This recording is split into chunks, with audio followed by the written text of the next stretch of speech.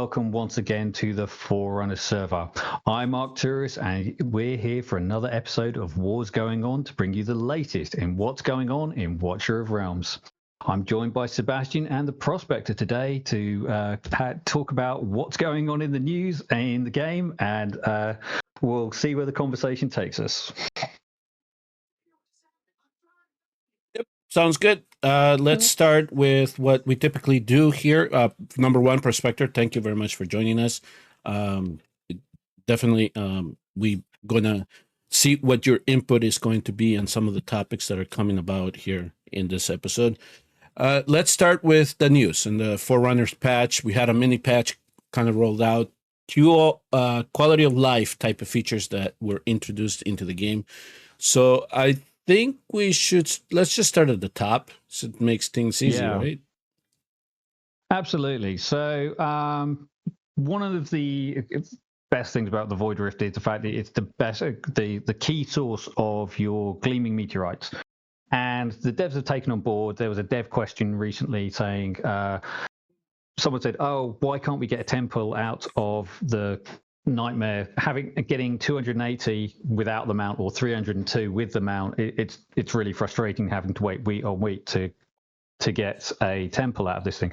And the devs have taken that feedback, and what they've done is they've now increased the amount of Gleaming Meteorite that's available at the lower levels. So Elite offers 40 for killing the final boss, and Hard now offers 80 for doing the bosses, and the mini stages now offer 10, which is something they didn't do previously. And Nightmare is going to have the final boss, which is going from I think it's 80 for the final boss, going up to 140 for the Gleaming Meteorites. And then each stage, rather than giving 20, I think it was 18, it's now going to 25 as the base. Obviously, if you're running the mount that was at the anniversary, you were getting 20 most times anyway. So it's going up by an extra 5 for each battle. And we think this should give you the 400 there or thereabouts. So you're going to get a temple of your Gleaming Meteorites, help get those exclusive artifacts into your account, which is really nice change. I have not run Void Rift. Yeah, it's a big deal. Yeah. So I have not run Void Rift here in the Forerunners. I'll take screenshots and make sure. But yeah, the calculations are that if you're running Nightmare Void Rift, that at the end you're gonna get 400 Gleaming Meteorites, or on about enough for you to do a 10 pull every week. Yeah, that makes things a lot easier for everybody. It is kind of annoying when you're trying to do it. Go on someone, you gotta do it one by one every week. So yeah, I think it's gonna be a good change. Yeah. And it looks like they're going to add a view guides button for failed challenges in some gear raids, directing off to areas of the community for corresponding guides. I thought, when I first read that, I thought it was going to be guides for Void Rift stages that you failed, and it was just like, it's Ludwig. It just goes wrong because of his stupid tentacles every single time and them doing something random. But this is to do more with gear raids. So I think they're trying to help people get past the stages which are blocking them. Often it's a gear check, but sometimes it might be strategy. So hopefully this will help some people. I think it should be also applied to gear dungeons. I know it says gear raids there, but I hope that it applies to gear dungeons as well, just in case people do get stuck. But we'll see. I haven't purposely failed any stages to see if anything pops up yet. So. No, my most common reason for failing a gear raid these days is the fact I haven't got gear on somebody. Right, next up, and this is one which everyone has been asking for, which is gear and artifact locking for Arena. Now, this kicks in once you get to Platinum 1 and above, and you can choose to save the gear and artifact at the end of a battle. Now, there are a few nuances to this that I ran into earlier today. So when you come in, you'll come to this page, your standard page, and you'll go and you'll run your defensive battle and or against the trainer. And when you get to the end of it, I'll just run through this and I'll probably shorten it in editing.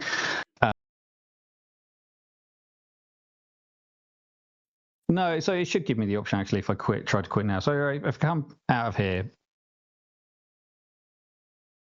I don't know if it's going to get blocked by so when you get to the end, right there. Yeah, otherwise, so otherwise, I just get rid of that. So what you have now is a checkbox, which is trying to be hidden under here for some reason, best known to itself. So there's a check box there. And if you tick these boxes and hit upload, it will then upload that information for the gear, for the offense and the defense, if you check it, for that round. I found out earlier that the gear lock is only for that battle type. So I went through this, I saved it for the offense and I uploaded it. It's hitting gear lock, assuming it would save it for both offense and defense. It does not. I've had most of the day with my arena team ungeared. Right. So you're saying it's for the offense only, or is it? Or it's gonna be just defense? It's going to be no. It will. It's only if you upload a new offense and a new defense. So if you upload a defense and hit gear lock, you can upload a different gear set for defense than you would for offense. Now that might help some people that they have a slightly different team for a slightly different gear sets for their defense and offense. So that might be something that they're interested in. But it is a little bit unnerving as well, where you can come into here, you can have a hero ungeared and you hit auto fight and your BP looks really, really low, but it will use that saved gear if you've uploaded it and it will go through the battle. Another nuance of this is that if you do use auto fight, there is no, and you interrupt it and then manual part of the battle because of timings being off or something, it doesn't let you save the run at the end. An auto fight with saved gear and artifacts is you can't modify the run in any way. If you want to modify the run in every way, you have to manual it. So you have to click start here, so behind Sebastian's head, but start to get that. So yeah, if I started this battle on an auto fight, I could stop it after the first round and then start manualing it. And at the end of the battle, it wouldn't give me the opportunity to save and upload the battle. It would just show me the victory screen and take me back to the combat list. But if I wanted to upload the run, I've got to click the start and do it manually all the way through. I wanted to take just a moment here with how do you guys feel about this whole gear saving thing for Arena in general? I mean, do either of you like to farm midweek? Obviously for Apex coins. I think it's gonna make it really hard for players to be able to do that. So I do want to bring it up as maybe it's kind of like a good for the community, but at the same time, for your middle end players or whatever, they're going to struggle a little bit more to be farming Apex coins. Anyone who's got 2,400 points and is hunting me midweek, who's in Plat 3 most of the time, it doesn't really matter what my gear's going to be because they're still going to beat me.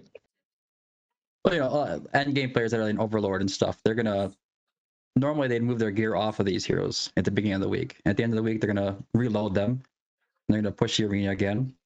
And then they would try to get themselves into Overlord or higher up in Apex Overlord or whatever. But that would offer like an opportunity for us to all farm them in Overlord if they were still remaining there anyways. Or lesser teams would end up in Overlord that you could farm, I guess. But, I mean, it is definitely a quality of life thing, but I think at the same time, it is going to make Apex coins a little harder to achieve. You talk about midweek farming then. You just focus on midweek before reset. Yep. Well, you're a former Raid Shadow Legends player, so what do you think is going to happen? I mean, they're going to obviously go through with it, but it's just... No, it's just... I think that... If people want to downscale... It's going to become... anybody that's in Overlord at the end of the week is going to be probably going to be fine if they want to farm. Yes. But anybody in Plat 3 that would kind of sneak up into Overlord and farm in the middle of the week, they're going to struggle a bit more now. And obviously with Raid Shadow Legends, they would get rewards back then. I mean, for farming midweek, just the same. You know, those guys would pull their gear off too on some of those heroes moving around. And they would kind of like not push as hard until the end of the week. I mean, I was thinking that if you think you're going to be too high up the board, and because you have a defense set, that then you wouldn't be able to scale back down, so you can then come back down and then farm again if you needed to get back up again, right? So I just think that if people want to get really sneaky with Arena, that they could just put a single man defense, get farmed, and then climb up, get back down, and then they would then push back up again. In that type of setting. Definitely, that was something. Go ahead. There's definitely one guy in Forerunners who has been doing that sort of strategy. He'll like put up a single elo in defense to get pulled down, especially for something like if he knows that there's a the state champions event where you've got to get the wins in order to like get the points. So he'll put like a single element of defense up. He'll get dragged down into like Plat 3, and then he'll just put his like standard combat team back up, and he'll just flatten everyone and go straight back up again. So it's I don't think it's going to change the behavior of these players because they're still going to be strong enough to get the result that they want. Now, we did that back in Raid Shadow Legends. I know Hell Hades and Ash and all the big content creators. There's a couple videos that they all made at some point saying everybody set your defenses to nothing so that everybody could just farm it. But Watcher Realms has a little bit different because you need to be an Overlord for it to really matter. You can get like some kind of minuscule rewards, but so it's kind of nixed that here. I kind of wondered if that would work with Watcher Realms, but after thinking about it, I don't think it would as well. If people are struggling to get into Overlord midweek and you can farm, like your account can get there but cannot stay there, and you're just trying to pick up the 10 coins that you get for the Overlord win and kind of build those up. I think that maybe this will then lead to more noise being made that those rewards need to be boosted. So maybe you get 25 for a win in Overlord and 5 or 10 in Plat 3. I think that this just yes, there's always something when you improve something else comes up, right? That may not have been flaring as much. But in this situation, I think that number one, it allows us to at least not have to worry about it, especially for those of us that don't enjoy the content, that you don't have to worry about it until you want to really push it for whatever reason you might have. And the other thing too is then if there is going to be a problem in terms of Epics coins acquisitions, then this is where maybe they make those slight tweaks like I've done with other content in the game, where they make it a little bit more available, and maybe Plat 3 players now can collect some coins as well. So yeah, I guess we'll find out what it is. Sometimes the problems don't flare up as much until it gets to global because there are more players that play Arena there. So I see your concern, but I think that for those that are heavy in Apex and want to just be in Apex and they feel like they can farm Apex, they'll stay there. And those that want to wobble between Apex and Overlord, just to be able to, I think the one-man defense is going to come into play. So, yeah, I mean, I've always asked for this QOL to let us start locking gear and not have to worry about coming in, making sure that we are geared, and not be surprised at the end that you lost 20 defense battles in a row. Yeah, definitely. It's definitely a good quality of life. I just wonder how it's going to affect the community and the people that had those plans. But I think it's going to be just fine. Now, here's the other thing that I noticed too, Arturos, was that if you go to the defense page where you set everything up, even though I had recorded the run, especially the screenshot that I have saved you, that when I remove the gear from a hero, if you click one of the heroes, click your Ajax. I don't know if your Ajax is geared, but it shows them. But it shows them in their current gear. It doesn't show them in the gear that you recorded it. So I don't know if that's intended, That's something I want to ask. But I'm slightly worried that this required to have this geared, you need gear sets for the 15 heroes. I think for the gear lock to work, if you go in and you upload gear, I think what it will do is it will lock the other two teams. You think so? Yeah. But some of the heroes we reuse. I'm pretty sure that some of those have gone down since I last updated that single target team. Because I had my AOE team set, and I've been in and I've updated my single target team, and now my AOE team has dropped significantly, even though I would expect it to be locked on the BP where it was yesterday when I was running that team. Like RTA.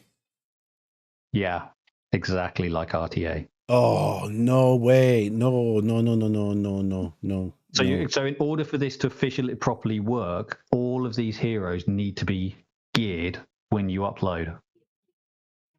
So when I ran the single target and I had my Vulcan wing set of gear, and then I changed it to another hero, and then I ran the AoE and I saved it, then whatever Valk was wearing the single target got changed as well. Is that what you're thinking then? I think that's what I think is happening. Oh no, that would be bad, dude. That would really if it is Moonton. You just brought an interesting hypothesis into play now. Now I'm gonna have to fish this out. Wow. Because honestly, I had an AoE arena team that I was running yesterday after the patch update, and I had uploaded it and I got it working. And then, yeah. So today, that BP is a lot lower than you would expect if that gear had been saved. I don't like this. If it has to be the autos, is it still going to have the gear on them though for the the gear. If you just changing possibly the BP on the screen for your defense teams, right? I mean, yeah. As I say, if I go into one of these, which I think I might actually not embarrass myself on and lose on stream with, but if I come in here and I come like this and I gear unequip, okay, so 42k BP 417. You should be able to see that behind Sebastian's head. Yep. And if I click auto fight, then it'll go 477. So that's my combat offensive gear set. So that's my gear set, which I uploaded when I did a save gear. So that's saved. But yeah, I'm not entirely convinced it's working as intended at the moment, that defensive gear screen.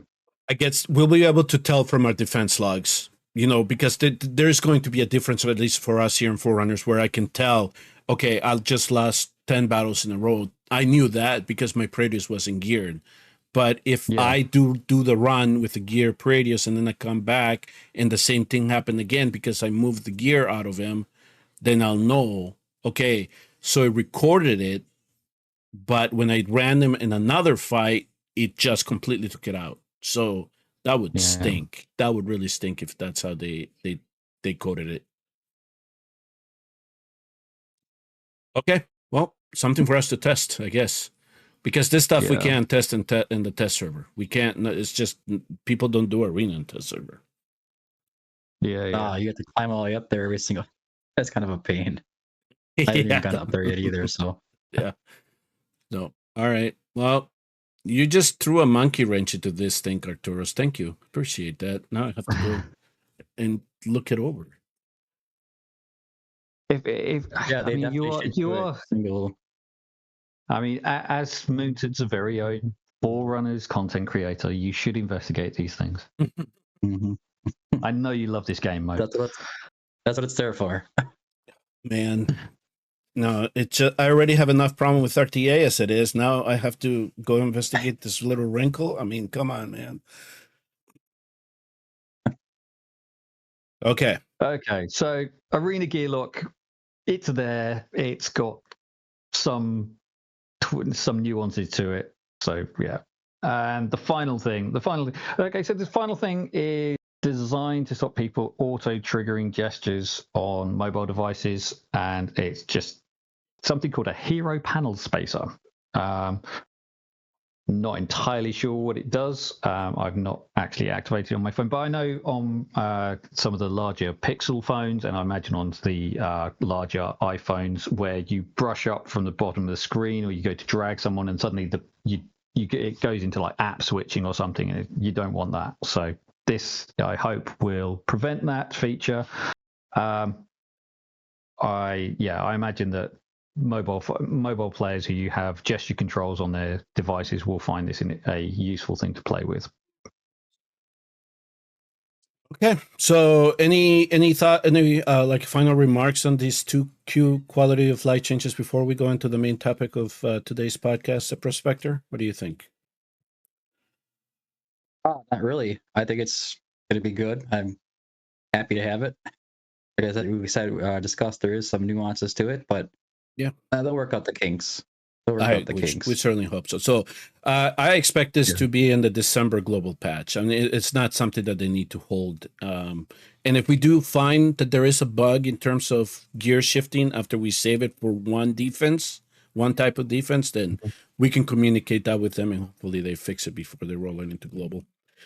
All right. So the main topic is going to be, I'm just going to call it the RNG-Gate.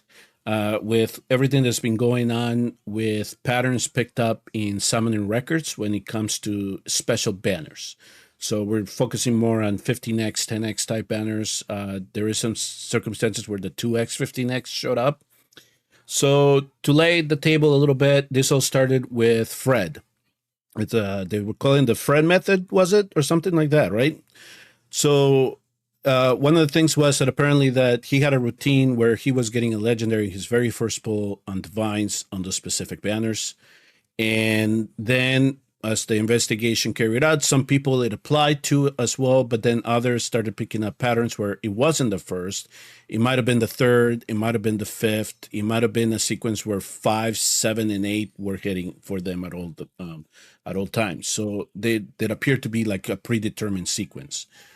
And I did not want to do any video on the Fred method because I really wanted to see more data to see if this was more applicable to more accounts than just the ones that were being focused on, right? So carry on, that video was published, and so it was interesting because it kind of left like a lingering feeling as to what is really going on here with our summonings as it stands. Are there some accounts that were cursed and some that were lucky? So there was an interesting post that Fastidious then put up in the content creator chat, and he just briefly said, I'm picking up a pattern with my rare crystals. And I'm like, all right, let me look at it. And I'm seeing the screenshots. It's like identical. And I'm like, okay, this is interesting. I think Prospector also kind of commented on it as well, because he was like, wow, that's interesting, right?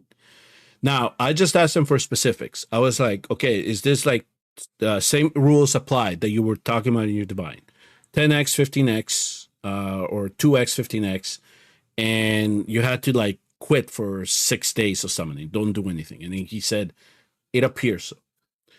All right, so I got curious because I knew that I had a record of my summons because I recorded some videos on it. So the first thing that I did is that I went into my recent summons, and sure enough, I picked up a pattern. And I said, okay, well, twice could be a coincidence. I need more. I need to see if this is carrying on as we go on. So I see you showing my video on the background here, Arturo. So if you just want to go to the slide where I'm actually comparing side by side those 2 10 pulls, the two that I really recently had with Eloin and Constance. The uncommons. Timestamp for that. Yeah, no, I don't think it's going to come on soon after this one because it's going to show them side by side. Just let it play. But that one. There you go. essentially is in that 10 pool, in that between 20 and 30, the same uncommon, same rare showed up. And right at that 20-second slot, I was getting a legendary. The only RNG that I was getting is which legendary was going to be pulled for me. Okay. So I then went and started looking at the catalog of videos, and sure enough, I went all the way back to August 10, I think it was, of 2023, with the Vierna Salas banning. Same pattern. The first, not in this video, I didn't show it, but I did submit it to the first 50. Every time, it would be the same pattern, same heroes. The only differences were in which epic and which legendary was being called on. All right. So essentially what I said is that my account, yeah, it looked like it was a predetermined RNG every time that I started fresh coming into that 10x, 15x banner. Yeah. Now, at the time of our recording, Fastidious did say that he is going, his video is coming out later, where he not only shows his account, but all other accounts. And he might have included my data too, because I was able to go very far back. And now I didn't have as many screenshots, or I didn't have the roles to show. I have a sneaking suspicion that this goes back to the beta days as well. Yeah, definitely. Because I picked up a pattern in my divines, and it was 5. So based on the announcement, the Moontown release. Now I gotta say that they were really quick at getting back to me. So I think maybe Fastidious got the ball rolling a little bit, and they were like, okay, this is just coming from one person. But when I put this together and I gave them links to videos that I had published, they quickly responded to me and said, okay, we're investigating this. Please hold on. Don't publish anything. Let us look to see what's going on.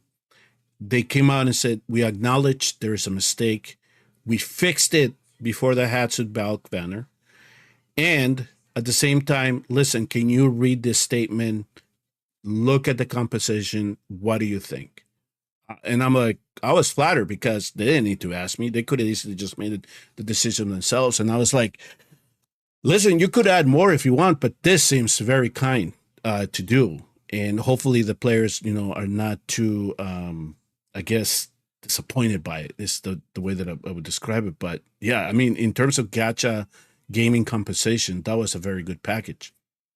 And then the announcement came out, and then I decided, well, this is what happened. Here is my account. This is one of the examples that we submitted to them. So I guess now I'm going to let you guys talk about first here, and then we'll go into the ramifications of what could occur here, because we're already seeing the shoe drop from this, right? Arturus and I, we're seeing it in our cluster. We have 2 different type of players that are talking about this, right? And then we'll see what happens here in the future. But all I'm going to say is apparently the bug has been fixed. So no more friend method, no more predetermined summoning when it comes to these banners. But Arturus, I don't know, when it comes to somebody that is in where I'm, my training has been to pick up patterns when it comes to certain diseases. And I don't know how in the hell I missed this. I even in one of my videos, I joked around. It's like, legendary in the top row again. Why does this always happen? And I was like, it was one of those things. It's like, you just mentioned, it's like, okay, yeah. In the back of my mind, it's like, the legendary popped up in the top row again. Interesting. But I never imagined that on the 9 slot, I was getting that epic. Everything else was the same. 22nd slot, legendary was getting it. It was perplexing when I started going back and looking at my videos. Yeah, when you showed me the compiled data in the next where the conversation was shown with the data like laid over on it, and you saw the pattern, it was just absolutely insane that sort of that exact uncommon, rare, epic, rare, uncommon, legendary. And it's just insane to see it like that. I actually have I did go through some of my old summoning videos, and every single time, because I wouldn't summon out of a 15x, right? So every single time I would start these summoning videos and I would pop one of those legendary summoning crystals. It was always that first one, and I'd be so pumped up, and I never thought about it, you know. But now looking at all this stuff, it's just like, wow. I look back at that, like, yeah, that was something was up, you know. And then it would be dry for the rest of the summoning session for legendary summoning crystals. It'd be that first hit, and then dry. So yeah, I mean, it's absolutely wild. It's definitely interesting that that they've managed to identify the issue now and they've brought it to light. But it's definitely frustrating that it took so long for them to recognize it from some side of things. And I know, and as Sebastian alluded to, there are some players who are really annoyed that well, the way I described it was that they've been gambling at a rigged casino because they went in, they thought they knew the rates that they were playing with, but in fact they were getting this preset rates, at least on the first 50. They were saying that beyond the first 50, whatever bug was cleared itself. But yeah, it's weird. And I saw that from the videos, because in some instances after the 50th, it would be a very cold streak, right? In this video, or after it would be, oh, now the engine is turning hot and I'm getting summons right after, like 80 or 50 pools, 80 pools. And so you would get more legendaries within for those 200 or 300 that I did in comparison to other videos. But the first 50 were always fixed. And maybe there are multiple ways to think about this, because it could be that you had an account where maybe your first 50 there was not a legendary hit at all. There might be accounts where, like the Reddit posts that I saw, where there's this one player that was bragging all the time, hey, look, another three shot. And it was like, but it was on the same slots, right? It was like, it was so obvious, but everybody was like, oh my, he just struck luck again. And it was predetermined luck. This guy within his 40 or 50 pulls, he was guaranteed to get that 3 legendaries in that 10 pull. So there were definitely some very blessed accounts. When it comes to me and my divines, one of the things was that my divines were never successful. And it was always a craft fest. So when I did some videos, I would avoid them because it would just be epic, epic, epic, epic. And I'm wondering if in my first 10, every time after Fresh Pity, it would always be defined as 10 epics in a row. But I don't have enough data to put it all together like that. But I was able to pick it up in Forerunners because the frequency of legendary crystals in a non-spend account is a little bit less. So at least you can go back in your history and look at those 100 summons a little bit closely. But yeah, I mean, it was like, how do you not, number one, how do we not notice this early on, especially in the beta? And why it took so long? I imagine that some players knew and they just kept it hush. And once Fred told Fasty, that's it. The dam was broken. There was no way to put the genie back in the bottle. Yeah. So, I don't know. I don't know what you're hearing in your background, especially in your Discord prospector. But I can tell you, in my Discord, there are players that are happy that they're getting the compensation. Maybe they don't really understand the scope of it. But like you said, some non-spend players don't focus on specific 10x, 15x's unless they're really close to pity, right? Because they're going to try to get their gambling benefit more from a 2x banner, for example, right? But the ones that spend are the ones that are going to be throwing 200-300 summons into a 10x, 15x banner. So they might actually have noticed it. And I can tell you that from one example that we had is that a player pretty much said, guys, I don't know if my luck was predetermined, but if he was, because he would he said that he would get very good summons on his divine crystals, and he would then specifically buy those packs because he was getting good rates out of them. And his sentiment was, I don't feel like I really deserve this account. And he just outright quit. He's like, he said goodbye. He was quitting after Gauntlet. He's going to leave us after Gauntlet when he can actually remove himself from the guild. But that sentiment there was like, yeah, I can understand it. I don't blame you if you feel like that. Other players who may not have struck within the 50, they have even more qualms to have about it because they were predetermined not to get a legendary within those first 50. Mm-hmm.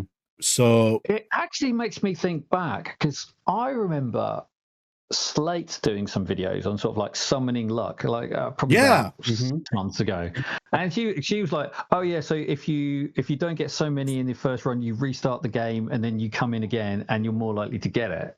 And so maybe that's all. I mean, I don't know. I'm completely speculating here, but that could have all been caught up in it as well. So there's the gear seeds too. As far as us thinking that we have gear seeds, I'm not sure if I actually believe that that's what's actually happening. Yeah, I think it's something more related to some kind of code in there, just like the summonings here. I'm pretty sure that something on there says something along those lines that you hit this many ancients, it's going to start limiting you. Sebastian, you played raid, so you know the shop in there had limited amount of shards you could get every month, and then you could farm some money up from the dungeons as well. Like you'd farm Dragon 20 for so long in the month. right. You'd hit a certain amount of shards for luck, and then it would cut you off. You're Now, right, exactly. this is something I think is in a lot of games, and it has been for a really long time. As far as Watcher Realms here, though, I do want to state that I think it is an honest mistake on their end. I don't think, I want to say, I believe that starting off trying to make a game like this is very difficult. And making errors along these lines and then not noticing it for a year as far as the developers go, it doesn't really shock me. Like, because they probably figured, okay, we're good with that. We don't have to worry about that anymore. We'll focus on everything else and move forward. But obviously they've fixed it. They've apologized. I think it's the first time they've actually said sorry. You know, actually just straight up said that, holy cow, we're sorry, you know, and they have to, because there is a lot of players that are really mad, and there's a lot of players that are wronged in a really bad way. I do know I have some people that have been playing since the beginning and spent a lot of money, and they're extremely upset, and they quit, and they didn't only ask for a refund. They're going to Google or whatever platform they're playing on. They're just forcing the refund. And my advice to those guys, if you are already going to quit, I advise you to push that even further, because I know that those platforms will only let you go back like a month. You definitely were 120 wrong. days. Yeah, you were definitely wrong, and I think that you should push it and tell, you know, whatever platform you're on, that I want it all back. You know, it was not done right. I was cheated, whatever. You know, I think that any of those players that want out at this point, they should be able to get out.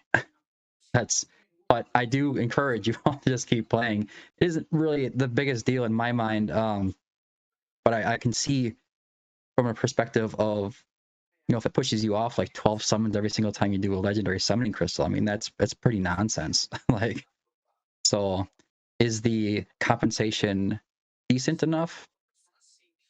Depends on who you are. It really does. It depends on who you are. For a lot of players, it's not. It's all in perspective, right? Because this individual could easily said, okay, I got another 2 legendaries out of it. But in his mind was like, no, my luck was predetermined. This sucks for me because I know that my account was rigged. No matter how many legendaries I was getting from it, my account was rigged. I don't want it anymore. And I can understand that perspective, because in his mind, it's like I was not playing in an even field with everybody else. And it's like in my situation, it was like legendary on a 50 pot, right? It was predetermined for me to get a legendary. And I could have said, okay, well, lucky me, but I wasn't going to hide that. I was like, no, guys, this is something wrong here. Because for me, it might have been 1. For other people, it might have been 2. For other people, it might have been 3. But most likely than not, there is going to be a larger pool of people, of players, where those first 50, it was 0 every time. So this is why I said this needs to be fixed, so everybody has the same opportunity, the same RNG.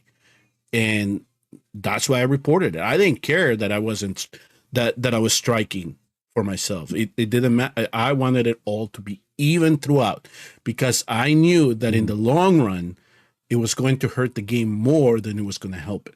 Because it wasn't. I didn't want people to then just create bots to then go get into form accounts and then look for the accounts that were preceded to get 1 or 2 legendaries and then sell those. No, that's not going. No, that was not the direction I wanted to see this as well.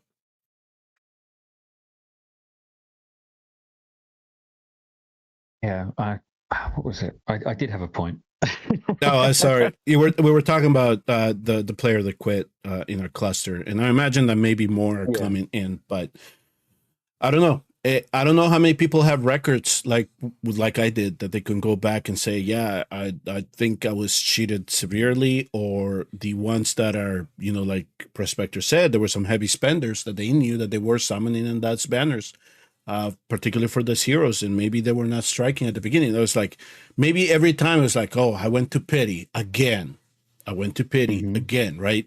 So yeah, I can understand those, and they can take whatever course they want, but it's all account dependent, right? It's how you're feeling about it. It's all a perspective. So my perspective was, yes, I know I probably benefit from it, but I'm okay with the change. So I'll take whatever they want to give us, and hopefully we can move on from here. In terms of the game. I think we're going to see an awful lot more posts on the Discords and on Reddit of like people saying the rates in this game are horrendous. I never get anything because obviously these accounts which were on predetermined pity are now not going to have that, and they're going to be like on the same random as everybody else. Well, the endless comments of this game is rigged. Looking forward. Yeah, exactly. Exactly. Well, it was, but now. Yeah, you're right. I'm sorry. Yeah. But you can imagine, a guy spends like $500 sometimes. These guys, they spend a lot of money. They'll do this like weekly. And if they find out, and a lot of them already know now, but they find out that, hey, I had to spend this much compared to the next guy who only had to spend this much to get a legendary. It's pretty wrong. Like, I don't even know what the platforms are going to think about this if people really start pushing that issue. What is their response to Muton going to be, or is it going to be one at all, or what are they going to do? I kind of worry about it a little bit, but I do agree. I hope that we can all push forward. It's a great game. There's no reason to just exit out. I would hope you wouldn't anyways, but I don't know. We have to move forward. Yeah, I think for me, I certainly hadn't noticed it on the Divines, because I generally don't. So I didn't generally summon on the 15x on the Divines, because it's like, but the rates were terrible. I always waited for the crazy banners, because at least then I had a higher chance of getting it. And so if I was looking back through my history, most of my summons on the Divines were just on the crazy banners. It was like, oh, you need to look at this pattern. It's like, I can't see the pattern because I'm not summoning on that banner. I was obviously spoiled. I always had the legendary on the first legendary summoning crystal. I would sometimes purchase and go, but then I would end up in pity every single time. They would go after that. It'd be like that first legendary, and then after that it was to pity, And then with the rare summoning crystals or diamonds or whatever, it would always be, I would get one in the first 50. I think it always landed right around the 30 range or something like that, the third 10 pull or something. And then after that, it was the same thing, all the way to pity, all the way to pity. And it's like, that's like max pity every single time. Is that really that bad of luck? Couldn't you just hit a legendary in there somewhere every once in a while? But that first 30 or 40 always had me thinking, like, I think it's okay. I don't know. I have no idea. I just realized my shocking ancient luck has all been predetermined. Yep, everything's all rigged. I hope that the ancient portal was not affected. Oh my god, could you imagine? It will have been. It will have been, because they would have used exactly the same code. So they would have just ported it across and said, these are the heroes that go in that thing. That would be they did give us a Lord Pact. That would be a bigger kick in the balls if it's. Now you got me curious. I'm gonna have to go check if I publish any videos at the next 15X's now for Ancients to see. Oh man, Yeah, but Yeah, I have to go back and see if like am I fresh out of pity? Is it like something that I was starting it again? I have to go back and remember all this stuff all over again. But oh man, if it's ancients, it's the S is gonna hit the fan a lot more than just with the rares and divines. I'm telling you. Mm-hmm. Yeah. I mean, they've basically given everyone who didn't have Eloin Yeah. in the last day. So Well, that if you guys don't have any other comments regarding this, then because I think I summarized my point of view on it fairly well. Maybe lighten the mood and let's talk about this selecting this free legendary that they gave us at will, not the random one, but selecting from the pool that they gave us, and which accounts should target which hero, and who do you probably benefit from the most. Yeah. So it's an interesting choice of the legendary heroes. I mean, I'm slightly surprised that Magda's there because she's a good utility hero. She does reasonable DPS, but in comparison to the other ones that are in that pool of Silas, Vienna, Hex, Eloin, Twyla, Boreas, Magda's not a game changer in the same way. No. It's a straight X. That's not happening. Magda could be one of like those, I don't have her, but I have everything else. That's probably the only time that this, but I wouldn't even consider her then because I would rather get some awakenings, right, than getting Magda. Yep. I understand Magda's purpose, and in some areas she does very, very well. But no, don't, like Prospector just said, X that out. Don't even consider it. Yeah. Now, here is where I'm standing on this when I looked at the list. If your account does not have Eloin, that would be my target. Any account benefits from Eloin. I know that there are lords up there, but we know that the rates of getting Eloin are hard enough to use. Even at base A0, Eloin just immensely opens your account. Mm-hmm. It's so much content becomes so much easier with that global rage regen. I mean, once you've got those 5 skill points into that passive, it just makes such a difference to so much content in how fast you can cycle stuff, how fast you can compete, and that's why like Beelzebub is going to be a big game changer as well when he comes in. Is it the fact that he doesn't have global rage, he doesn't have rage regen. Sorry, he does inspiration. Inspiration. Yeah, so Hollow is again another good one for that. But yeah, it's just she does it in a different way, and it's not quite as constant. It ramps up over time, whereas Eloin is just permanent. She has the extension with the wooden elf, so she can heal outside her range in a sense. And then you and I have taught people the trick of, well, I don't have enough cost to bring in that hero right away. Well, if you have Eloin, put the wooden elf down, get him back, you get 5 cost there. Maybe that'll push it to that threshold. So it's better than that. It's 8 cost. Because 8 cost, it's basically because it's half of Eloin's cost. Yeah. So you can get some cost out of there too. So if you know how you're placing stuff and you place and then you bring them back, now you get extra cost. Yeah. So I mean, number one for me is Eloin. If she's not in your account, that would be the one that I would target. I agree. I mean, outside of the Lords, for me, I mean, I could go A5 Silas. That would be nice because he is really good. And that Fifth Awakening on him, I've pull it up. Sorry, I've navigated away so I can look at the same screen as you guys. I think with Unpolished Soulstones, you could forgive a player if they bypass him. Now, if in the conversation of Silas Vierna, it would be one of those instances where maybe you have one hero and you don't have the other. So if you have a Silas, you could then go for Vierna and get his bonded skill unlocked. Then I would forgive you if you go for Vierna. The other way around, I don't know. I think maybe nowadays, and this is not like the beta days where you say, I know I need Vierna. Vierna is going to unlock the game. But I would say if you have Vierna, you could go for Silas. If you have Silas, you could go for Vierna. But I wouldn't go if you don't have either one. I wouldn't go and individually go select those two above the lords that are in the game right now.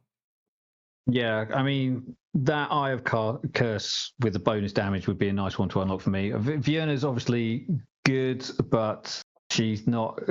Her bond skill is really kind of weak on its own. No, Silas it the doesn't ones really- that get unlocked. Yeah. Silas is the one that really benefits from it. Sorry, struggling to get back to the thing.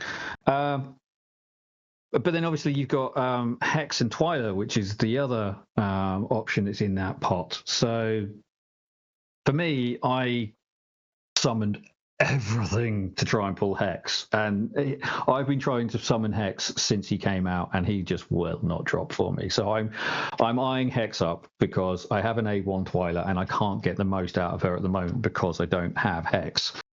And yeah, I think he could be fun to play with. Obviously, I already have his artifact, his Sutra. I think I have it A1. Yeah, that would be a really nice one to have. Yeah, I would say outside of the lords, I'm a big fan of Hex. I have always been a big fan of Hex. I certainly claim that he is the best single target marksman in the game by far, over the top of Silas, bonded. That's my opinion. Nobody's gonna out DPS him on Guild Boss 1. I've proven otherwise that on Guild Boss 2 he is very useful. Even Apocalypse 2, he can go over that billion damage range as a marksman, you know. And Hex isn't quite to that level. He is very, very useful, and he's maybe you could say he's even more useful for early to mid game players. But late game, end game, you start pushing like the Guild Boss 2 stuff, and you start, you know, more of high scores on Guild Boss 1 just for the fun of it or whatever.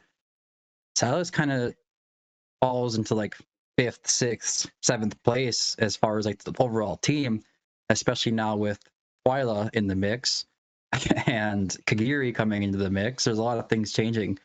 Twyla is doing the same thing that Silas is doing. Mine is at A3. Twyla is sitting there matching him at A0 in Guild Boss 1. I mean, that's ridiculous. So you can see how he kind of like falls down a little bit more. Well, Hex has a lot more utility in his kit, and he really, really breaks out when you start getting Awakened 3, 4, 5, and then get that exclusive artifact. He's just really hard to compete with. So as far as the legendaries, Yeah, I'm really glad they fixed his A3, because if you could imagine what he would be like A3 with his old broken unlimited ultimate skill with his artifacts. Yeah. And Twyla, where he's out in the field really, really early, and he gets that ultimate up, and he's just constantly applying damage. Because that would have been insane. But yeah, no, I've been chasing Hex for so long. Sebastian sat and watched me burn like 70,000 crystals trying to get this guy, and he just didn't appear. So he knows how much I've been chasing him. All right, some of that RNG. So, are there any lords here that you would say, no matter what else is available, you have to get the lord in your account if you don't have it? I've heard a lot of people shouting for Toreador. I mean, Toreador's leader skill is really effective. But as an overall defender, he's in that weird wannabe bruiser range, but doesn't quite work. I mean, he's got a great revive skill, but he doesn't and he's got a reasonably high HP threshold, but he's not really doing the attack that makes me go, I want to bring a 25 cost versus a fighter with a 17 cost who's actually got a little bit of dodge or self-sustain in him. So I would probably say I am hearing a lot of Toreador as well from the community in my Discord, but I would say if you didn't have Yovar or Araka, you should probably pick up an Araka. Even though that's not one of the most rarest lords in that group, I still think that the game-changing ability of Araka is just hard to beat compared to the rest of them. Toreador, you can really summon. Wrath is a great lord for an epic. He's no Toreador, of course, but he just does the job for the most part. I've proven that you can do the Wrath and Guild Boss 2, breaking the leaderboard scores. You know, Torador is, and he can even tank it too. Wrath can also tank APOC too, just fine. You just lose a little bit of damage in the rest of your Nightmare units compared. But Araka is just a game changer for all of your Piercer units, and the damage that they're going to be putting out after that is just insane. Yeah, definitely. And obviously, she's going to be fundamental to the poison teams that are going to start coming around. So I know Global doesn't yet have Numera. She's a poison hero in the Starpisser faction, and she basically explodes stacks of poison. So if you kind of need that leader to like really sort of get that whole team rolling. So yeah, she's definitely going to be one to have if you're thinking that you think you like poison and you want to play with that mechanic. But yeah, I think for me, I think I'm quite tempted by King Haas because there's a lot of content at the moment where I see these teams with King Haas in, and I'm going, oh yeah, I kind of would like to have that just because I've got the global shields for everybody. To give them a bit more survivability. I am still stuck fighting Soliel 2 in the epilogue, and I pretty much every team I've looked at has got this combination of heroes, and there was a stage where it was like it had either had Eovar, Hex, Ardia, and Ivar, and it was like, yeah, I didn't have any of those at that time. I've now got Ivar and but I still just don't quite have the DPS to get through this. So I think for me, Hex or Haas to add a bit more survivability to the team might be my kind of two choices from this pack. I was going to say, I'm glad the prospector mentioned because the Piercer Lord, the bonus that Aracha and Iovar give to those other heroes, the other Piercers, is much more significant than what a Torador would provide a Nightmare composition. Now, for those of you that probably don't think that they can push 2 with just Wrath, maybe if they want to push, Semra 2 with Torador, I wouldn't object to them selecting it. But, it's really hard for me to always bypass a Piercer Lord, especially for an account that does not have it. Lunaria does fine, or what's the other one? Elissa. They do fine, yeah. Right? But you'd see a much bigger difference when you bring in Aracha or you bring in Iovar with you as well. Especially if you're just doing it to get awakenings as well. It does depend too if you already have a Hex and a Silas, because you're looking at what does she do. I mean, I know on the Guild Boss 1, the dragon's much farther away than he's said to be. I don't know how many tiles that actually is or how much that percentage of damage boost that unlocks from Araka. But Araka, my AOR's A3 and my Araka's A3. And heroes like Hex, I put them down on the bottom, I put Silas on the left, and they both do more damage with Araka as a Lord position than Yovar in the Lord position. So, I mean, it's a lot more damage for those guys. We're talking about 40+%. What is it? Up maximum 50? I think it is. I mean, it's insane with those guys. They do a lot of damage in the first place, and you add 50% onto that. Wild. Which doesn't seem to make sense, because if you look at Eovar's kit, it's supposed to add like 60% damage over time. No, sorry, 45% damage over time, because it's like 15% every 20 seconds or something. So after a minute, you're doing 45% bonus damage without range. So someone can be right up in your face and you're still doing that bonus damage. Whereas if they're coming towards you, technically Arakas should be dropping off. So it's really interesting that you're saying that it's not getting that at all, and Araka is still outperforming. Yeah, she will. If you're just trying to focus on that unit's damage, I would say my Hex goes from like the 270 to 300 million up to like over 350 running with Araka. So it's quite significant. Araka's a great Lord. So I have to check, but is the wording the same on their Lord skill for Iobar and Aracha? I haven't seen if it's word per word. No? So the base...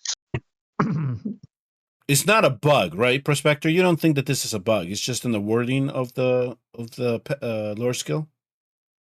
I think it's just because overall, throughout the fight, Hex and Silas will have a higher damage output or damage boost coming from Araka, and Yovar has to stack that up. So Oh, he I see what takes you're a whole saying. Okay. minute before he's actually stacking it up. So I think you lose out on a lot of damage in the beginning of the fight, and then Araka just has it there right off the bat. And Hex is really the one that benefits the most because he sits usually on that back tile down there. So yeah. Okay, and have you tried to see if its exclusive helps this regard, or does it not change at all? For Ivar, Iobar's exclusive weapon. Have you tried to see if that changes things? Yeah. I still don't think I have a good build for Ivar. I've tried various builds, but he still seems to hit like a wet noodle. So I'm still trying to find a decent build for him. Okay.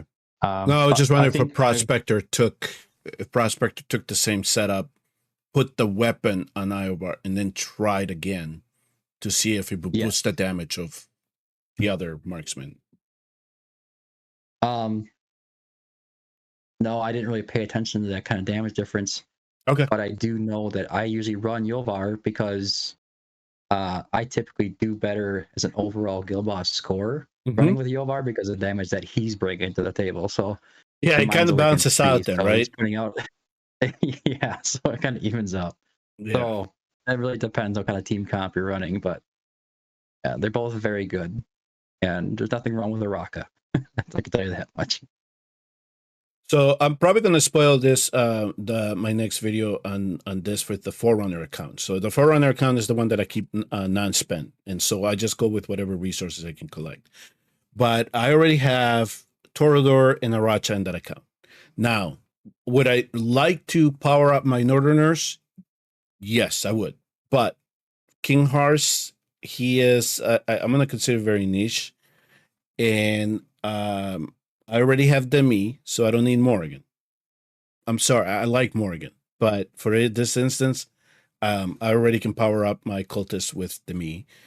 And Twinfin, listen, if you have Soul Cadence, don't even think about Twinfin. That's the best that I can tell you. Yeah. So Twinfin is out of the question. Slightly for me. different use cases. They do have slightly different use I'll cases, give you that. Yeah, but in most instances, Soul Cadence is better. So Arbiter Frost. One of the things that for me playing this account now going into 19 months is I'm still not completed faction trials. And it keeps bugging the hell out of me because I need that third mage for the Northerners. So, because of his versatility and the fact that I can probably use him in other places as well, I think I'm going to go with Ajax for this particular account. But that's just because of the setup of my account. And once I then complete the faction trial, I have that other legendary bonus card. Hopefully something good comes out of it. But like I said, I already have some of the lords that we've talked about that are really integral for an account. I have Elowen. And if I didn't have Elowen in this account, that would be my target. But because of the flexibility that this affords me now, I can go and target somebody like Ajax. Yeah, I do think that Venom is going to get a buff or a rework soon. It could. Because he's definitely the most underpowered of the lords. There's the classic lords. Yeah, I think that Ajax is a really good decision as a full-on free-to-play, especially if you are struggling with faction trials and stuff. King Hars, I am spoiled to have King Hars. Even though I have King Hars, I'm gonna tell you right now, especially you Taurus right now, Isolde is always my number one choice, and I just prefer Isolde over King Hars every day of the week. So maybe if you want to go for a collector, go for it. But I'm not a big fan. But he's good. He is good. I mean, I have used him in Guild Boss 2 for APOC 1 on my second team because of that extra shielding to the team that you can get that is very helpful. So really depends on what you're going for. But Twin Fiend. I mean, I just like the fact that with Ajax, especially if you have somebody like Aracha, let's say, right? And you're doing whatever it is that you need to do. You bring your marksman, you power them up. But then on top of that, you bring in Ajax and you're able to place them down. That's an extra 4% boost in terms of damage. I just love the versatility that you can get out of this. And now for this account, which is getting to be really end game, I think that Ajax now also gives a little bit more of a boost for Arena where I need him. if I need them there, and for GBG because we're getting that extra bonus as well. So, I mean, this is my reasoning. So I just kind of walking through you to whoever's watching as to how I'm deciding which legendary to pick. Now, unfortunately, in the dirty pay to win account, that is going to be a first world problem because most of those legendaries on the bottom, they're almost A5. So I really don't. There's no reason for me to pick anything but a lord there. But I have to think as to which lord I'm going to go for. Yeah. Ajax is definitely a good choice. So. Obviously, I would put him as a priority for most people. But you can see, anybody's watching this, we all have very different perspectives on who we're going to be picking. So you need to evaluate this on your own and look at your account and make sure you're making a decision that's going to help you the most in the long run. So yeah, exactly. People are going to create tier lists. People love tier lists, but I think that you just have to go through the process and evaluate your account and say to yourself, where am I going to get the bigger boost? We already told you, Ella, when she pushes accounts so immensely, that would be my first. There wouldn't be any question for me on that if my account did not have LON. So, and then we gave you reasons as to why maybe Toro or Racha. And then in my case is Ajax. In Arcturus' case, it's going to be Hex because he's been chasing that hero for so long, right? So don't go off a tier list. Look at your account and say, where would I benefit the most? That's my best advice that I can give you when it comes down to this. And there's going to be people too that are just going to pick whatever they want just because that's what they want. Yeah, so, exactly. I mean, go for it. Yeah. Have fun with it. If it makes you happy, go for it. We have one here. They're picking up because they want to have fun. They want their hero finally in their account. So, yeah. There was one thing that I wanted to do before. Yeah. Could you do you understand this thing with the W gold chest? Because I'm still trying to understand if I need to wait to collect as many coins for the last one, or do we need to target these first ones? So basically, if you're not a dirty W gold. Look at how much W gold there are expecting people to spend. Not in this account. Insane. Not in the Forerunner's account. That's for sure. God. Yeah. Okay. That's nuts. But I think if you're free to play or nearly free to play, this chest here is the one that you're most likely to go for. Right. Because you can easily get 160. I'm at 140, and I did try and buy the Valkyrie skin the other day, but I ran into some purchasing issues. But anyway, I'm going to sort that out. So this is probably where most people are going to get, and you get that one just by basically playing the game. There's nothing too particularly challenging. You open the link, you claim chests that other people have thrown around, you summon 50 heroes. Oh, look, 50 heroes. What do we know about 50 heroes? Obtain one legendary hero. Good idea. You should probably get that first 50, Yeah, definitely. So there we go. So this is, and then the rest of it is like log in for 3 days. I think that this is sneaking its head in the global server when Lord Ferneas comes into the game. So yeah, it's going to be interesting. But I just wanted to see how you were approaching this, because I was thinking that I only would have a shot at the 160 coin one based on what I was seeing on the leaderboard. But there was something in there about friends sharing. I didn't really quite understand that. What happens is when you get some of these, you can dump them into chat, and you can choose which chat they get dumped in. So you can either choose to throw it in global, or one of our guildmates did actually drop one in guild chat earlier. There you go. So they're able to dump it in guild chat. But I did see one in world chat the other day. So people choose where they can put them. So you dump the chest in there, and whoever gets to it first gets a reward out of it? Yeah. So then as you get through these things, you get these silver keys, and these silver keys allow you to unlock those chests. And one of the quests is unlock 10 chests. Okay. So I get it now. Okay. All right. That solves which you that can't little actually conundrum. do. You can't actually do that one unless you've topped up at least once. Yeah, you have to top. Yeah, I was looking at it. It's like, how am I gonna get there? It doesn't look like you can unless you spend a little bit. But Yeah. okay. All right. Interesting. But I mean, there's two skin packs in the game that are coming in, so that will get a lot of people. So yeah, my illustrious shards, I've got quite a lot left. 192 on my Hellgrow, so close to getting her to the next level up. But anyway, man. And all of that is getting converted into gold, which I pretty much. This is all Oh, gold. there's a limit. So It only let you go so far. But you can only you'll hold get on to 30 some of those, yeah. chests. You can only get 30 chests. Mhm. I don't know if you Yeah. open them all yet, or do you want to open a couple? No, I saved them specially. I've had the willpower to hold on to it just for this. I wouldn't do all 30 of them. We'll see. All right. There we go. Oh, you got one divine? One divine crystal? One divine, two one ancient. divine. I got enough shards for another one. So two divines. Two divines, two ancients. Two ancients and some chips. So yeah. All right. And all 11 right. summon crystals. So I'll take that. I'm quite happy with that. I got 60 rare summoning crystals, 0 legendary summoning crystals, and 1 ancient. It was bad. I think there was like 6,000 mithril or something too. I don't know what the number was. At least I got one divine in each account, which I consider a win based on what's going to happen with the rest of the fragments when I saw that they were going to get converted into gold. So I'll take it. Yeah. It's a shame on my shards. Yeah. I would have preferred diamonds. I would have preferred it was like 10 diamonds for every fragment they're going to take from us. But gold, I mean, okay, maybe early accounts benefit from it, but no, not us. I think I'd rather take that as XP.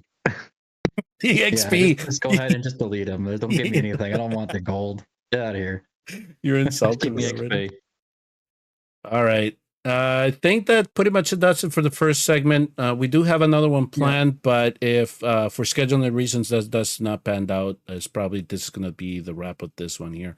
Prospector, thank you very much for joining us in discussion, especially the RNG-Gate issue and getting your perspective on that. And I hope you kind of enjoyed the Forerunner news and what things you can possibly see here in the near future. As always, guys, don't hesitate to have me on anytime. Just let me know. Right. Yeah, do remember to like and subscribe. We are getting very close to the 250. We're at 237 today at the time of recording. Yeah. Remember my promise, people. Let's get Arcturus to 250. There will be 1,999 W gold after he reaches that milestone, and we'll have a giveaway in that particular episode, and we'll figure it out. But somebody's going to get 1,999 W gold from us for helping Arcturus reach that very special milestone. Okay. All right, folks. For this last segment of today's podcast, we do have Fastidious with us. He was able to accommodate us and join us. He is in New York City right now. He's trying to get around town, back to his office, his home right now.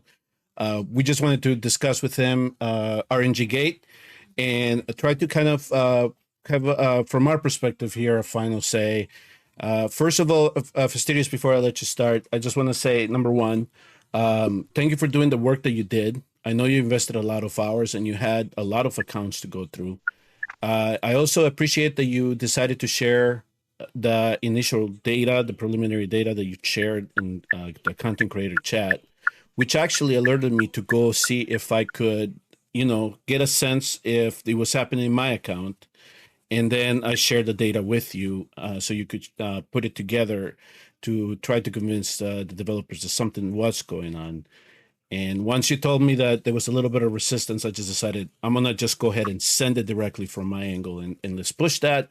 We got the response, we got the remediation, and hopefully we can now move on and have a much better game and better experience for everybody after this. Absolutely. Yeah. I think your data was the key thing in the end.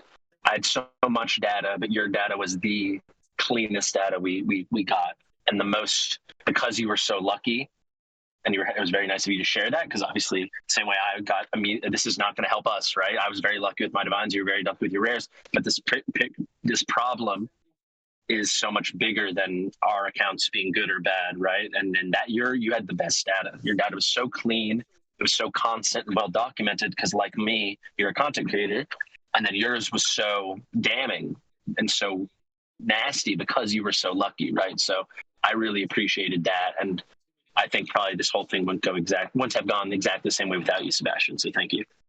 Yeah, for Fastidious' benefit, I've actually got the data up on screen now. So the top graphic is what would happen if you were using the game-driven rates and you were running them through a random number generator, and the bottom image is exactly what was coming out of the draws when Sebastian was pulling on his account, and you'll see that every 20-second pull was exactly going to be a legendary. And in fact, it's even more damning than that is the 10 pull that is involved in that last 20-second pull. The heroes were identical. If you haven't watched the video, do go and watch it, because it's all in there. Yeah, I would like to definitely thank Maku, who's one of my moderators, who's worked with me. He's like I have a lot of moderators at this point. His role has always been helping me when like there's a math thing I know, but I can't express it or demonstrate it as well as someone who is as, intelligent in that realm as he can. And he created that lower graph I'm assuming you're showing, right? Yeah. And you can just see he used a RAND. He actually created both, but you can see we took 10 of the banners Sebastian shared. He used a RAND function, which is like Google's base random generation function. And you can see how random it looks. And then we showed literally what happened to Sebastian, simply just omitting that weird one with Araka, which I think makes it look even worse because you got that random Araka instead of Gonkpa that one time. You can tell I studied this a lot. But it was really remarkable. It really was. And I think the final video I released today, which was exactly what I sent to Moonton, and then including what Sebastian sent, and then what I had prepared, and then knew was coming. And Sebastian and I both spoke with Moonton beforehand, and we both respected their wish to wait until after they could make an announcement and kind of get their ducks in a row. But we both, I think you were too, Sebastian, very, very explicit that we would be sharing it, and they were okay with that.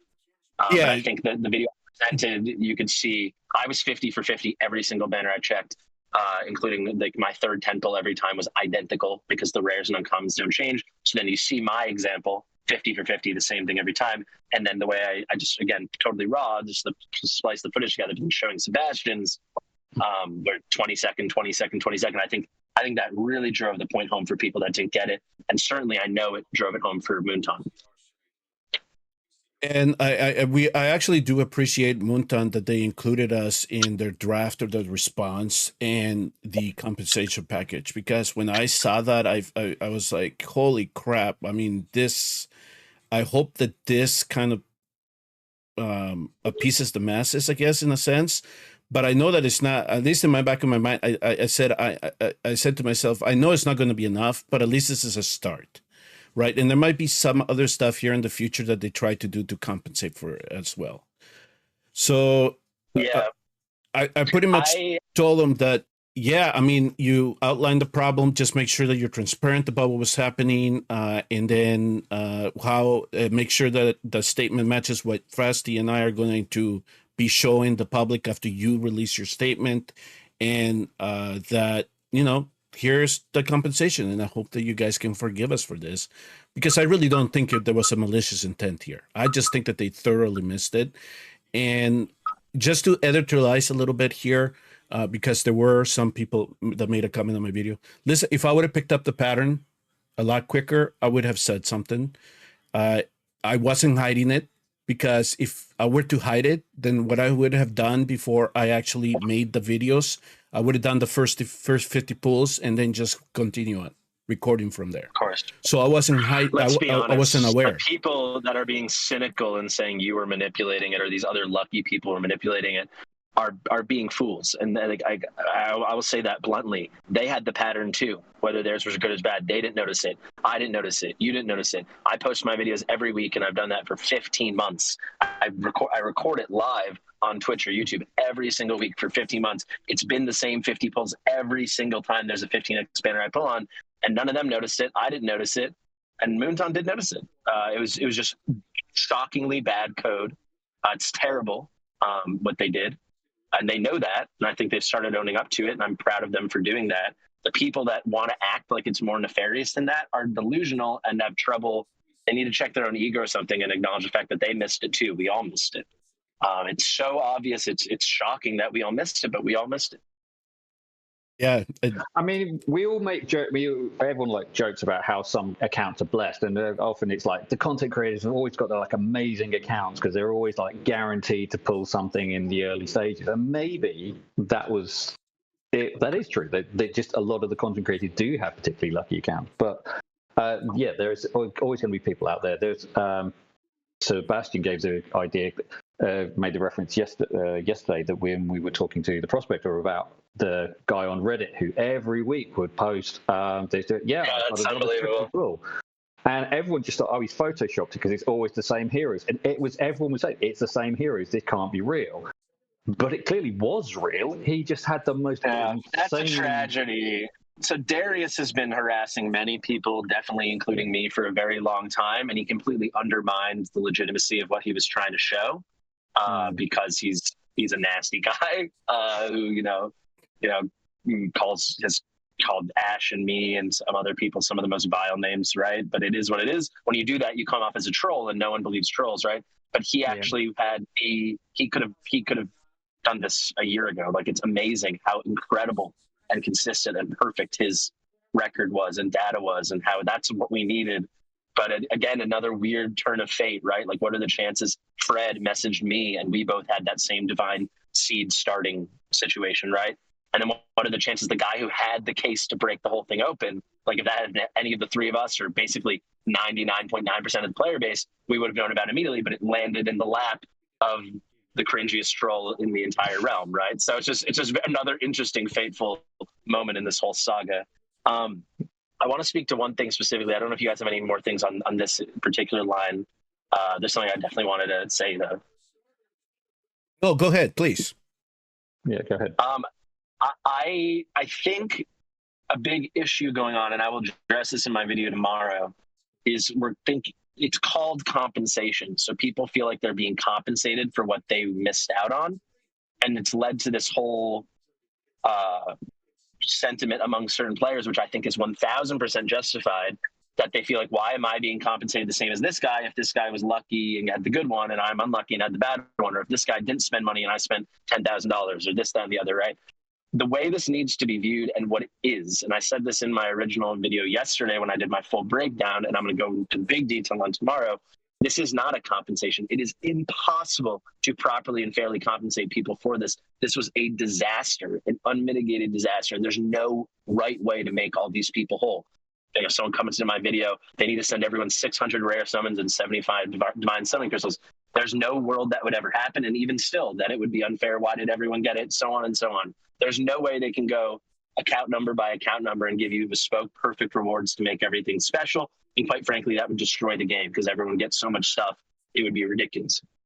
What people need to see the quote-unquote compensation as is not a compensation, but like a gift of goodwill, and them showing you that they're acknowledging it. It was the most sincere apology I've ever seen by a game developer in this genre. They did that. They gave the biggest reward I'd ever seen. So don't think of it as a compensation. Take it as a show of good faith. Yeah. And they promise that they're going to do better, and they know how bad they did. But if you think that's not going to make me whole because this, that, and the other, it won't. If you're that kind of person, It's impossible. If you spent $1,000 in this game, if you've been playing for 16 months and you had the one of the cursed seeds or this thing, that it's impossible for them to give you what they would need to give you. So all you can do is basically make the assessment. This is the TLDR of my video, but make the assessment. Do I like the game enough to keep playing in spite of this? Did I like it enough before? And if the answer is yes, then I think you accept it and you move on. And if the answer is no, I sincerely do not judge you at all. And I think you just move on and you go to a different game or you do something else. And then Yeah, I mean, going back to the beta stages, when the devs gave out 30,000 diamonds to a portion of the player base, they didn't apologize then. They took the diamonds back off the players, and then they blamed the players for using an exploit. It's like, no, you gave out diamonds. You should have apologized for screwing up and then messing up loads of accounts. And it's like, no, these players exploited something. This is an actual heartfelt apology. We really messed up. So yeah. And in terms of the compensation or the rewards and stuff like that, what I didn't show in my videos was what I tracked in the legendaries.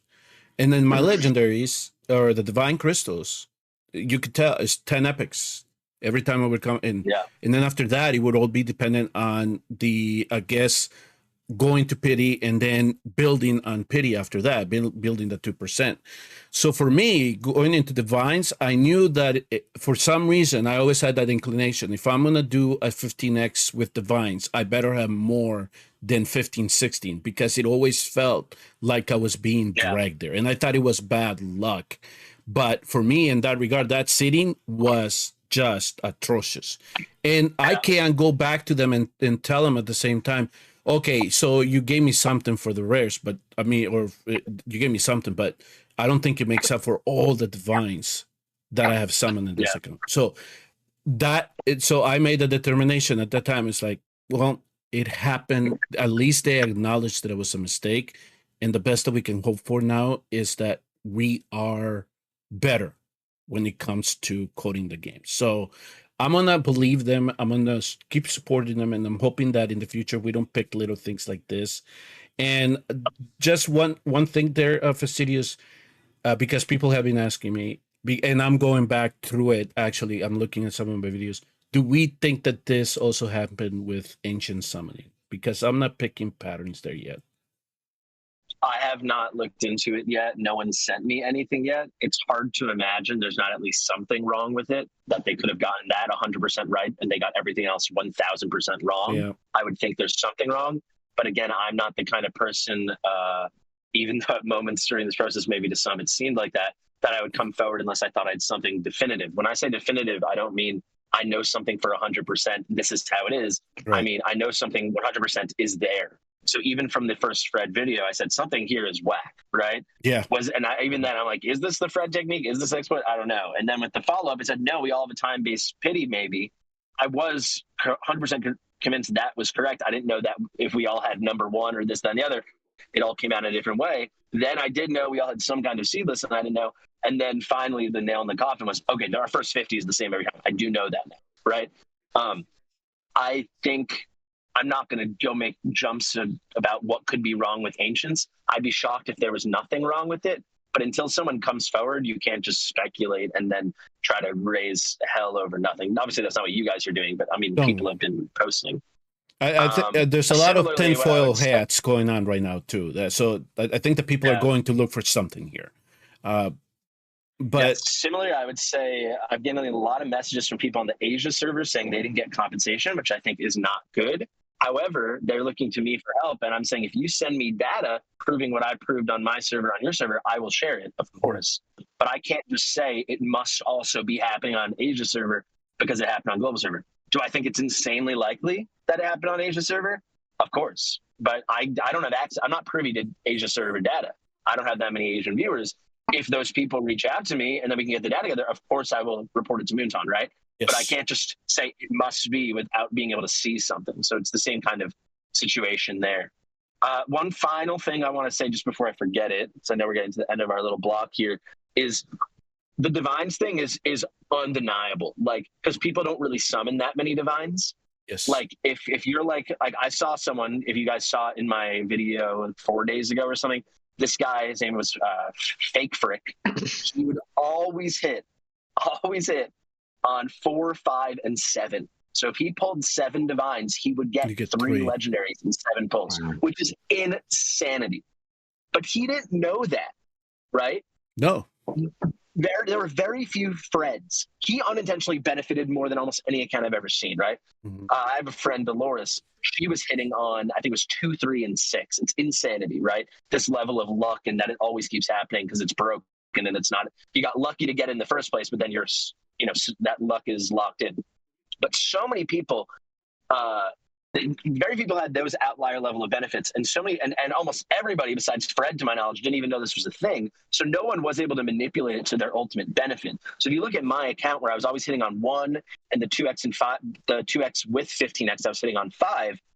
In total, in 100 summons, I got 17 legendaries. That is great, right? That's great odds, even on a 2x. Right. However, the expected value, if you split your summons, as I basically do, between a 2x and 15x, or a 2x and a 2x plus 15x, right?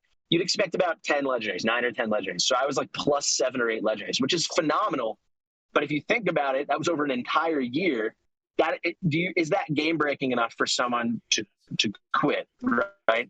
I think people need to view it in that way. Someone like Fred is ridiculous because he was like 13 summons, 13 legendaries. But Fred is, to our knowledge right now, the outlier. Other people were like, could have been like me, and then you got like plus 7, or could have been the people that I really tried to speak out about that were the screwed ones that were like 4 and 100, which is insanity, right? They always were having to go into their soft pity. But with the rares, it's not true. We only have evidence of the first 50. Do I think there probably was more wonky stuff after that? Sure, but we don't have the evidence of that. We don't know. We haven't 1000% confirmed that 6th temple is different every time. If you look at my video, the 5 summoning sessions I showed, on one of them, I did hit a legendary on the 6th temple, right? Mm-hmm. So it totally became a whole new thing. Most people don't go and only summon 50 rares. There are some people, but it's not the same level of locked in. So even in your insanely lucky situation, Sebastian, where you pick up that extra legendary on 22, it's not as insanely broken as people think. And I'm not trying to belittle the issue. I hope people see that. But I mean, I'm assuming you summon 150 or 200 or 300 times. Like, it is great that you have that locked in, but it's not like you're always getting the good luck forever, because then there's a new thing that we don't know. So people need to realize this was not something taken advantage of by basically anyone we know of. We don't know the extent, especially with the main summoning currency people use, the rares, the divines, how much it actually went beyond the first 50. Is it a horrible piece of code, and does it completely undermine the whole game? Yes, but they owned up to the mistake. They really seem to be wanting to fix it. All we can do is just make the judgment personally. Do we want to accept their apology? I think a lot of us will say yes, and I think some of us will say no, and I think it's as simple as that. But people demanding more compensation or bespoke compensation based on situation, it's just not going to happen, and I think you're wasting your breath. I think that's a nice little wrap up to this, because we can't say anything else besides that. Just make your own evaluation as to how you feel about things, and then make the proper decision for yourself. Absolutely. The only thing is, it is unfortunate that we did not pick it up sooner. And like I said, I didn't try to hide it. My videos are published. If somebody would have decided to go and look at my summoning videos and watch them one by one, maybe they would have picked up a pattern. But I didn't try to hide things, and I don't think anybody else did. And if those that picked up the pattern, they just kept it to themselves, we can't blame them for that. But we, in a sense, we kind of got to thank Fred that he kind of did highlight this for us to investigate, right? So we'll leave it there. Again, Fastidious, thank you for collaborating with, for bringing me into the collaboration. And I'm glad that we were able to push it across the finish line and get this resolved. And yes, the bug has been fixed. The developers informed us that before the Valkyra hatchet banner started, that they had indeed patched it. So hopefully no more worries about that. I know that some people are going to be keeping the track of their summons from here on, but hopefully we should not see any of this anymore. I would heavily encourage anyone that's interested in badge collection to keep track of their summons. Yep. There's no reason not to do it for the foreseeable future, to try to hold everybody accountable here and make sure. I mean, Moonton's completely on board with that, right? None of us want this happening again. We already found what we think is some bug. Not a game-breaking bug, but a bug on the 1+1, and we're preparing a report that I'm going to submit on Monday or Tuesday. Like, not everything's going to be 100% fixed, at least not for now, right? But it seems like they're doing their best. And yeah, to speak on that final thing you said, it's like, no one's going to judge anyone if they decide to keep playing or not keep playing, right? Make that decision for yourself. And I'm just going to be real with you. If you're expecting more, you're not going to get more. So all you can get, you can just keep trying to hold them accountable and make your assessment, or you can decide it was too much for you, which I know some people already have. And I think it's completely your own decision, right? Yep, exactly. All right. Thank you, Fastidious. We'll let you go and keep your let you get around New York as fast as they are allowing you. And for everybody else, thank you very much for tuning in and watching this episode of Wars Going On. We will see you all next week.